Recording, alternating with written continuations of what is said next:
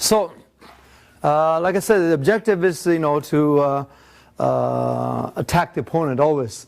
So what's the first thing that tempts people, because they see the arm, they want to hit the arms.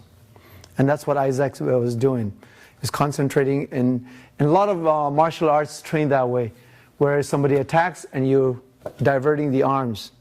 Okay, so that's not efficient, because all you're doing is you're fighting weapon with weapon. So if you can imagine, it's like Hollywood way of fighting, sword fighting, where they're actually hitting sword.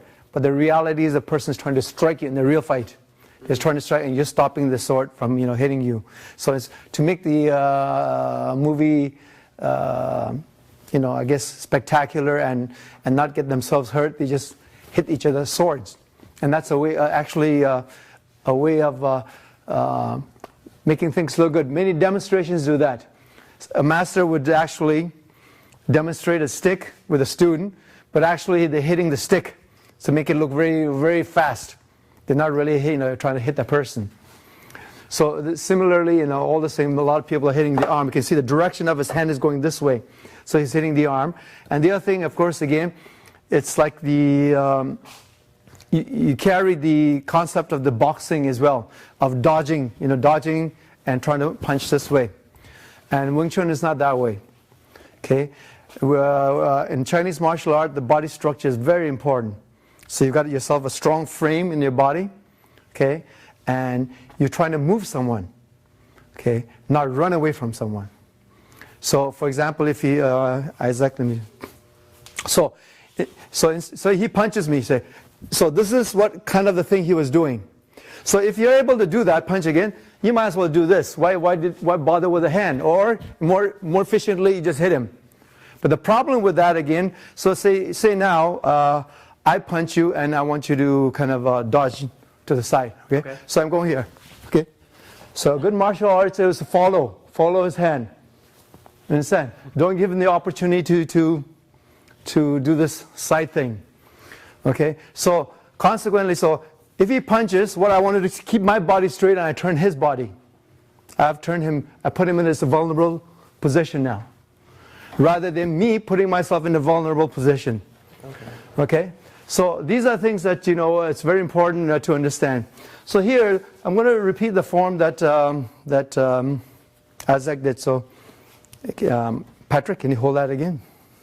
By the way, Patrick is a practitioner of Kung Fu for 4 years in another school. Okay, and he's always loved Wing Chun. That's why he made his own dummy and tried to learn Wing Chun on his own. So. Isaac, did I say Patrick? Okay. Patrick's also a martial artist from another, like a karate style. Okay, so the first thing I do, okay, is very important. You learn entry. That's one of the most difficult part of fighting, the entry, to be able to move in without getting hit. So what we do, we create ourselves a protective gates. So this part area covers any attack that comes to my head when I approach forward, and this will kind of prepare for me the lower. There's also a second line of defense, just a slightly lower. Okay, and I need to move in without getting hit. So, and the safest bet is to wedge yourself. Okay, so again, so if you came here, so I don't know whether he's going to kick me, hit me with this hand, that leg, or that. I don't know when I move in. So the first thing I do is to just go straight here so that any attack will be wedged. Any kind of wedging. And of course I must go and attack his leg right away. So say if I came here and he threw a punch. First thing I do is here. I cover all this area here now. I don't allow him, and I tilt his balance so that he can't do anything. That's a very important part of a move. Okay, and very simple in a sense. So, like with every skill or things that you take up, the first lesson is always the most important, first and the last. So in music, you learn the scale, the first, the notes. You got to know that before you can build up on it. In the end, you learn the most sophisticated part of music, perhaps, when you learn about music theory. So the first moves are always very important. So not to be ignored. And even like I'm going to show you later on the Selim Tao form, and the first move looks very, very simple and totally harmless, but it's very, very important and it's deadly. So the same thing here. So if you again hold the dummy again, okay. The first thing I do, so this is the arms that are possible that'll come at me. So actually, in reality, of course, the guy's not going to hit you this way. Okay, so they're going to hit you straight, but it's training your body to do the wedge here. See, this wedge here.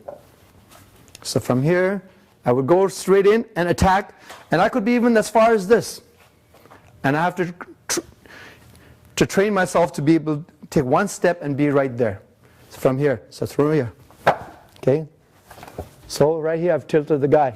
Okay, this is a bone, wing hand, and then it's always 3 limbs at the same time. This leg is going to jam that leg, hit him there. Body. Okay, so I'm going this way, not this way. I'm going towards the dummy. Towards the dummy. Okay? Okay? Hitting. Okay? The other side.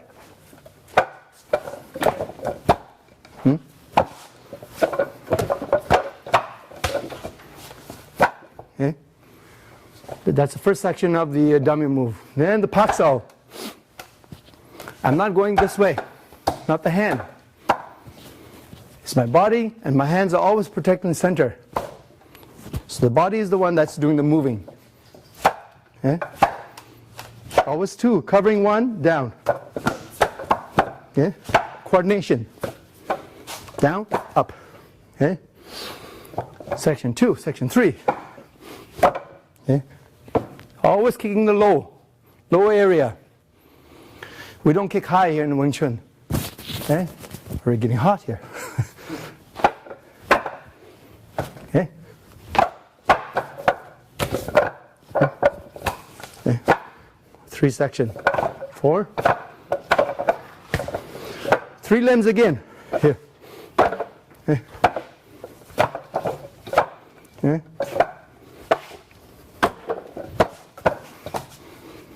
So right now, I see the dummy is moving. I'm adjusting myself.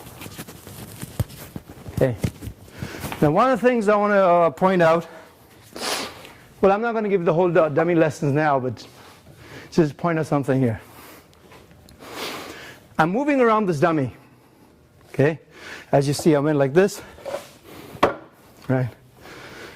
It's because the dummy was designed to be fixed. So if you stood here,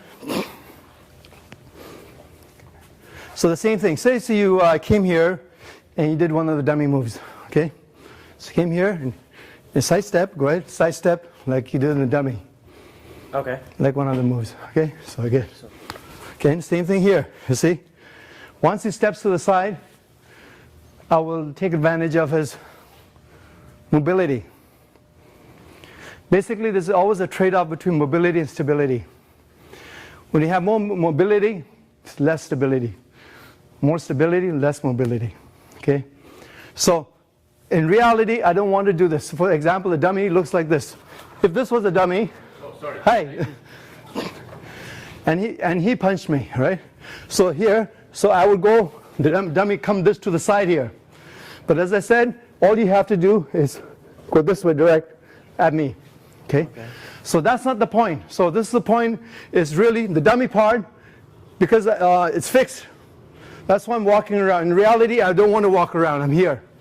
This is how I would do it. Okay. I'm turning you, not me turning around the dummy. So the point is not to run around the opponent, but break his structure.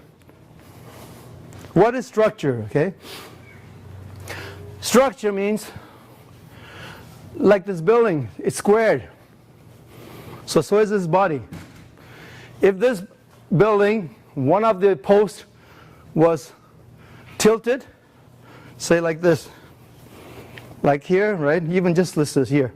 Here, if it was just this much, the structure is broken. It's weakened, right? So an example I use is like if you had a cardboard box which weighs only 250 grams maybe, 250 kilo guy can sit on it without collapsing the box, empty box. Because it's at right angle. Everything's squared. Okay? It's going along with the gravity. So because it's squared, all the lines, all the corners support itself. Okay? But once you take the cardboard box and crack one line, okay, once that line is broken, now you sit on it, it's going to crumble. So similarly, in Chinese martial arts, the body structure is very important. So we move around like this, okay, instead of this kind of stuff. Because this is basically weak structure. Okay, so let me use another person.